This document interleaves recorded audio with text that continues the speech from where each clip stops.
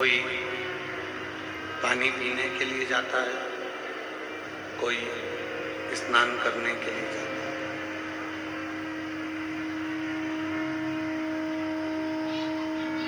कोई जल भरने के लिए जाता है, कोई वस्त्र धोने के लिए जाता है।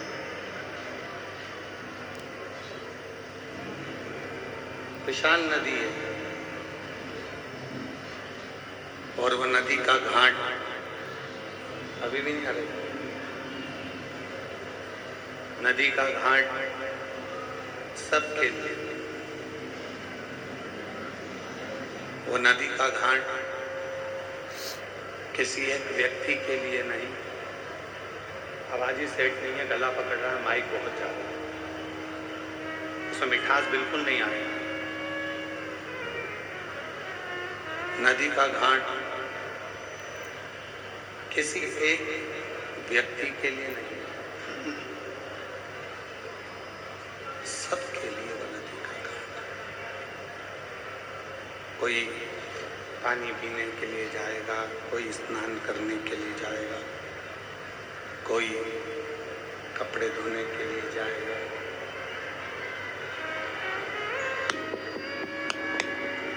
शंभो शंभो शंभो शंभो।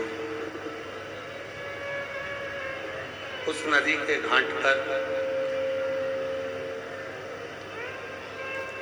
कोई कपड़े धोने के लिए भी जा रहा है, कोई स्नान करने के लिए भी जा रहा है, कोई पानी पीने के लिए भी जा रहा है और कोई पानी भरने के लिए भी जा रहा है।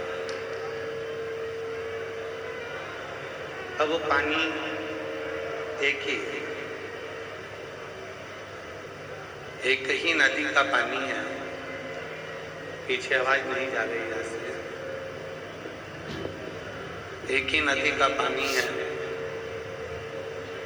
किसी ने कपड़े धोए हैं,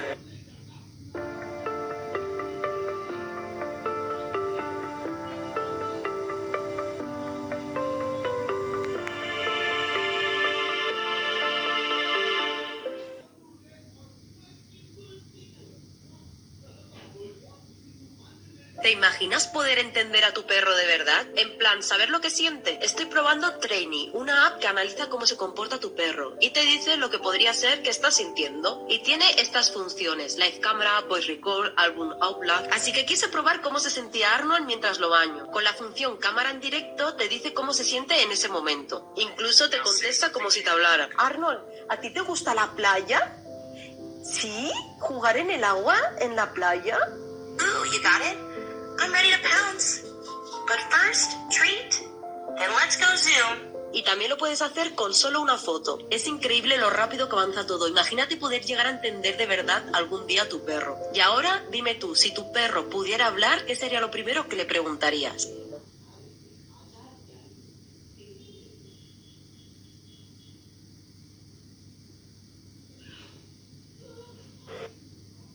वो मिले कैसे,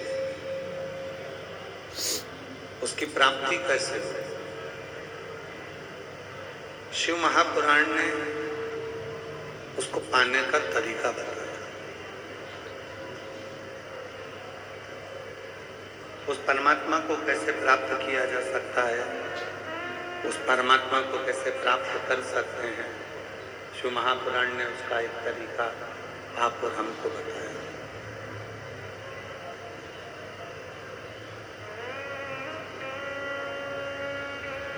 क्या पहले के लोग शिव के मंदिर नहीं जाते थे? खूब जाते थे। क्या पहले के लोग भगवान शंकर पर जल नहीं चढ़ाते थे? खूब चढ़ाते थे। पहले भी लोग शिव के मंदिर जाते थे, पहले भी लोग जल चढ़ाते थे, पहले भी लोग भगवान शंकर का भजन करते थे, स्मरण करते थे, कीर्तन करते थे, मंत्र जाप करते थे, नाम जाप करते थे। आवाज पकड़ रहा है, गला बहुत तेज है, साउंड। क्या पहले के लोग मंदिर नहीं जाते, खूब जाते, खूब भजन करते, खूब कीर्तन करते, खूब मंत्र जाप करते, खूब नाम जाप करते। पर आज का व्यक्ति,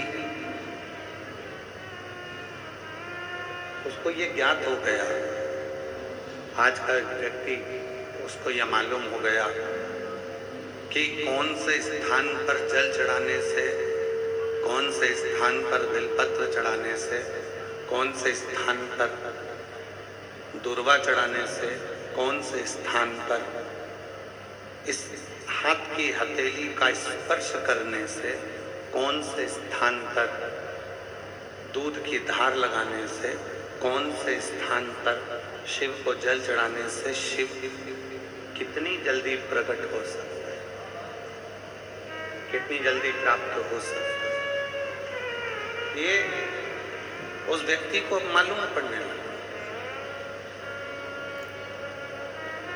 पूरे शरीर में नस हैं,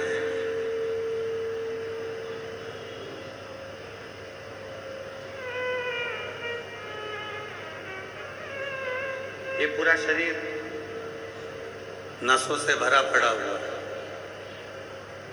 सब नाड़ियां शरीर के अंतर्गत। पर डॉक्टर जब बोतल चढ़ाता है, डॉक्टर जब कोई इलाज करता है, डॉक्टर जब सुई लगाता है, डॉक्टर जब इंजेक्शन लगाता है, तो कोई नस को ढूंढता है। शरीर में तो ढेर सारी नस हैं,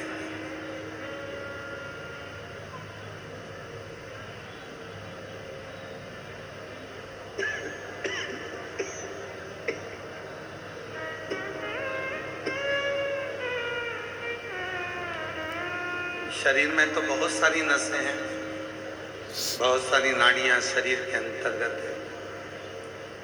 पर डॉक्टर वो नाड़ी ढूंढता है जिस नाड़ी में हम इंजेक्शन लगाएं, बोतल लगाएं, दवा जाए और शरीर में असर करना प्रारंभ करे।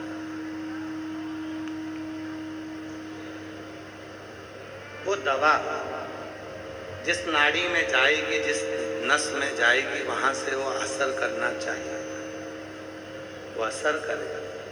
डॉक्टर वो नाड़ी, वो नस ढूंढने का प्रयास करता है, डॉक्टर वो नस ढूंढता है। अब पूरे शरीर, हमारा संपूर्ण शरीर, हमारा पूरा की पूरा शरीर तो नसों से भरा पड़ा हुआ है।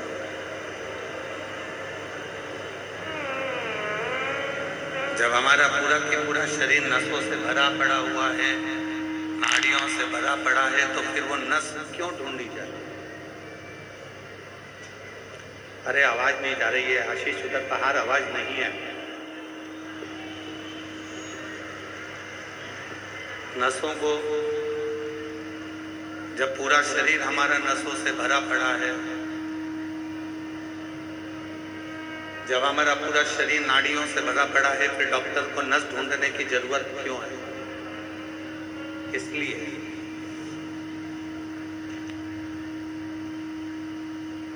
क्यों उन नसों को ढूंढना, क्यों उन नाड़ियों को ढूंढना? क्योंकि डॉक्टर को मालूम है कि एक नस, एक नाड़ी ऐसी होगी जिस नाड़ी पर अगर इंजेक्शन लगेगा, जिस नस पर इंजेक्शन लगेगा, तो वो इंजेक्शन की दवा पूरे शरीर में फैल जाए, वो दवा पूरे शरीर में चली जाए, वो दवा पूरे शरीर में पहुंच जाए। बस शिव महापुराण की कथा भी यही कहती है।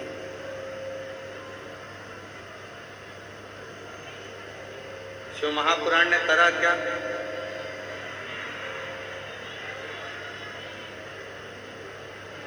शिव महापुराण की कथा ने करा क्या?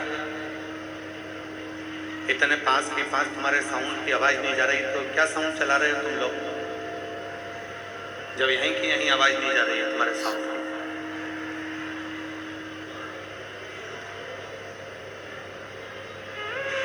शिव महापुराण भी यही कहती है। भगवान शंकर की कथा भी यही वर्णन करती है कि शिव महापुराण ने व्यक्ति के जीवन में, वेद व्यास जी वर्णन करते हैं, मानव के शरीर में जो तकलीफ है, मानव के शरीर में जो दुख है, मानव के शरीर में जो कष्ट है, कौन से स्थान पर जल चढ़ाकर, कौन से स्थान पर दूध चढ़ाकर, कौन से स्थान पर बेलपत्र चढ़ाकर हम उस सुख को प्राप्त कर सकते।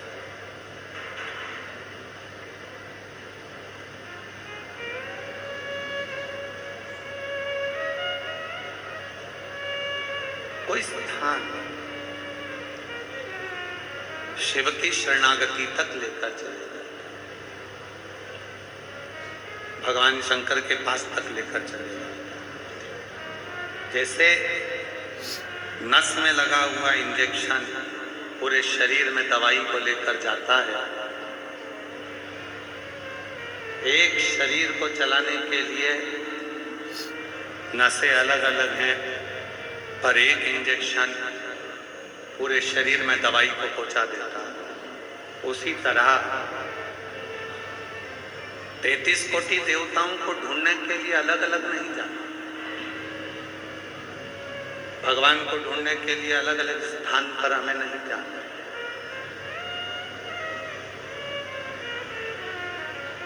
33 कोटि देवताओं को ढूंढने के लिए हमको अलग अलग स्थान पर नहीं पहुंचना। हमको जैसे डॉक्टर एक नस में दवाई डालता है, पूरे शरीर में पहुंच जाती है, उसी तरह हमें एक शिवलिंग पर जल चढ़ाना है और वो 33 कोटि देवता तक पहुंच जाता है। 33 कोटि देवता तक पहुंच,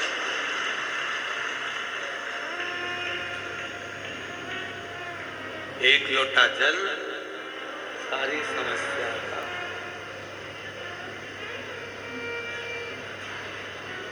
और वो जल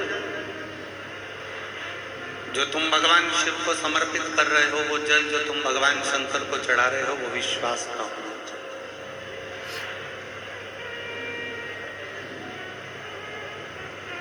जल से भी ज्यादा जरूरी है भरोसा, विश्वास।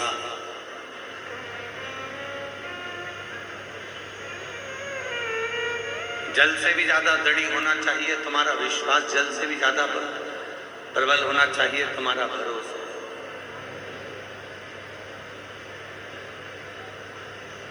और जिस दिन भरोसा दृढ़ हो जाएगा, उस दिन फिर तुमको महादेव के मंदिर जाने की जरूरत नहीं पड़ेगी। उस दिन महादेव तुम्हें ढूंढता हुआ तुम्हारे दरवाजे तक आएगा, तुमको नहीं जाना।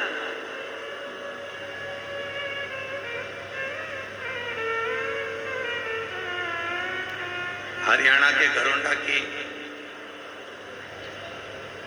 ये पवित्र अनाज मंडी में जो ये कथा चल रही है,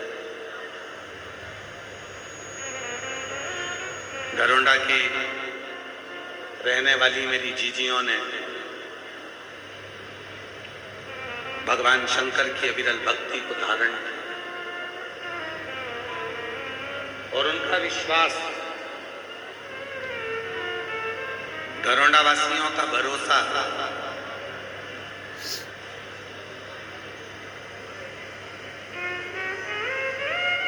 कहते हैं हरियाणा के लोगों में एक सबसे बड़ी खूबी होती है। हरियाणा के लोगों में एक सबसे बड़ी खूबी होती है कि हरियाणा का व्यक्ति एक बार जिसका हाथ थाम लेता है, मरते दम तक उसका हाथ नहीं छोड़ता।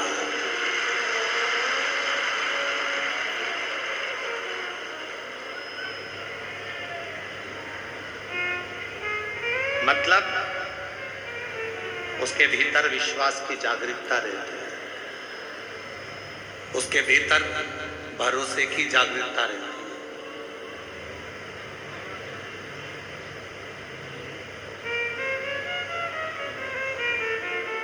उसके भीतर परमात्मा के समर्पण की जागरूकता रहती है, इसलिए उस भरोसे में, उस विश्वास में वो जीता है। नहीं है और ना भटकने देता।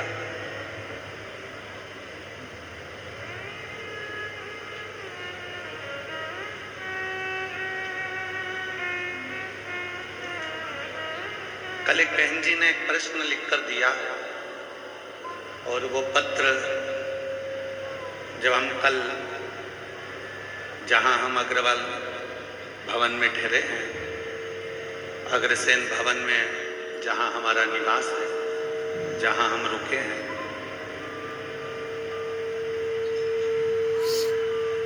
उस अग्रवाल धर्मशाला से, अग्रसेन भवन से जब हम आ रहे थे तो कोई एक बहन ने एक पत्र दिया था। वो पत्र हमने वहीं पर दे दिया था। फिर हम कथा कर गए तो उस पत्र को पढ़ा। उस पत्र में उस बहन ने लिखा था कि मैंने एक संकल्प लिया है कि मैं 1008 बेलपत्र शिव जी को समर्पित करूंगा।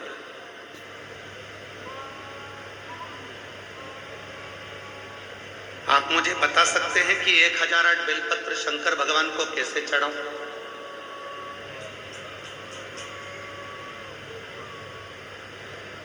उस बहन ने पत्र में लिखा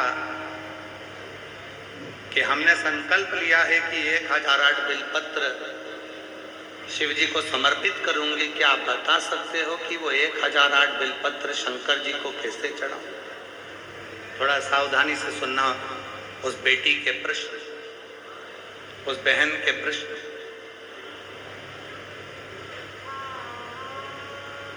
मेरी उस जीजी के प्रश्न। क्या आप बता सकते हैं कि वो 1008 बेलपत्र मुझे शिव जी को चढ़ाना है तो मैं कैसे चढ़ाऊं? अगर वो बहन जो अग्रसेन भवन में पत्र दी थी, अगर वो बैठी हो तो खड़ी हो सकती है, और अगर नहीं आई हो तो टीवी के माध्यम से भी सुन सकती कि वो पत्र में लिखा कि मैं 1008 बेलपत्र शिव जी को चढ़ाना चाहती हूं, उसको कैसे चढ़ाऊं? तो आपसे निवेदन है,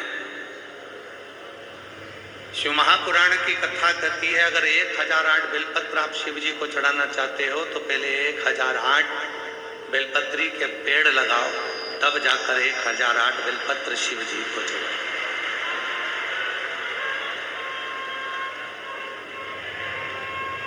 अपना हक ही नहीं है? अपना है।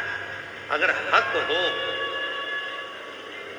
महाराज, अपना यदि हक हो, जिस पेड़ को हमने लगाया उस पेड़ की बेलपत्र का हक हमारा,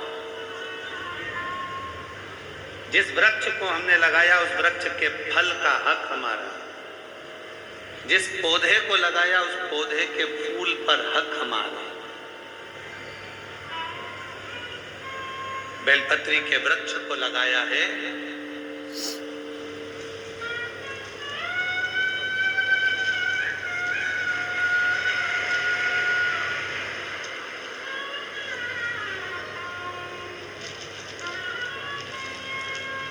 हमारे बीच में दंडी स्वामी महामंडलेश्वर श्री सवितानंद महाराज जी पधारे। एक बार जोरदार ताली बजाकर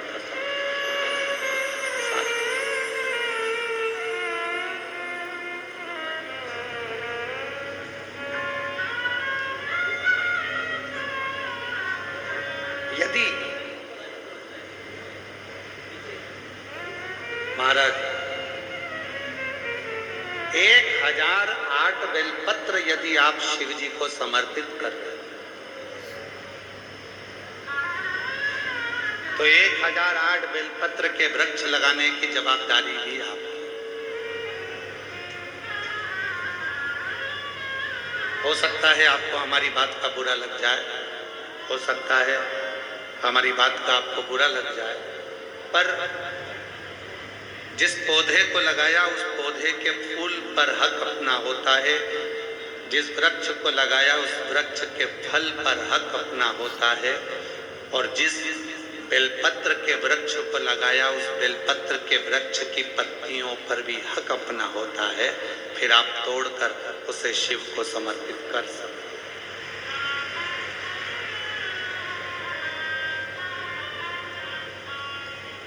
अब संकल्प आपने लिया,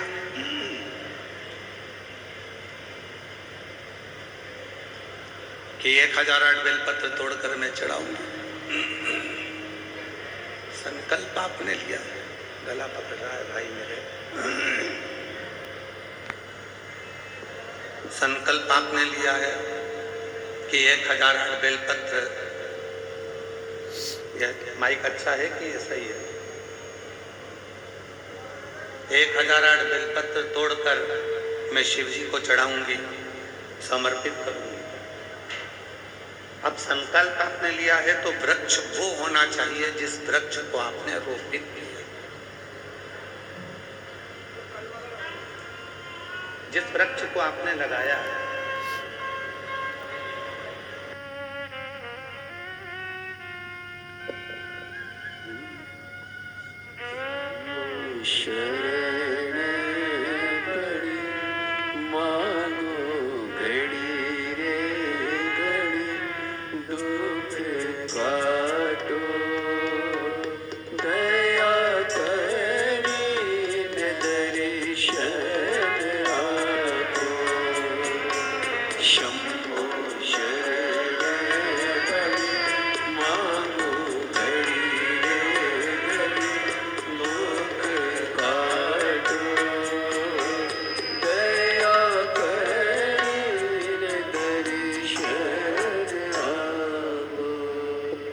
वृक्ष लगाओ।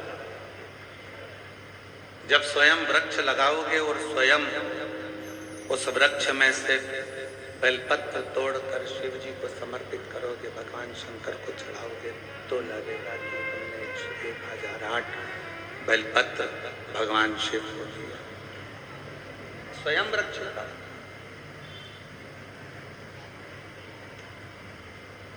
उमा संहिता, उमा संहिता को अगर बन सके, आप सुन रहे हो ठीक, और यदि बन सके तो आप गीता प्रेस गोरखपुर की शिव महापुराण लेकर आओ और उसको पढ़ो, उसकी उमा संहिता को पढ़िए। बहुत ध्यान लगाकर सुनिएगा मेरी जीजियों, पुरुषोत्तम मास की कथा चल रही है। एक एक शब्द आपके लिए बहुत सुख देने वाला है, आनंद देने वाला है। एक एक शब्द उमा संहिता को पढ़िए। जब गीता प्रेस गोरखपुर की शिवपुराण को लाकर आप उमा संहिता को पढ़ेंगे तो उस उमा संहिता में आप अध्ययन करेंगे, और वो अध्ययन करने के बाद आप अपने भीतर उतारिएगा। मान लो आपने 1.25 लाख बेलपत्र चढ़ाने का संकल्प कर लिया, मान लो आपने 1008 बेलपत्र चढ़ाने का संकल्प कर लिया, मान लो 108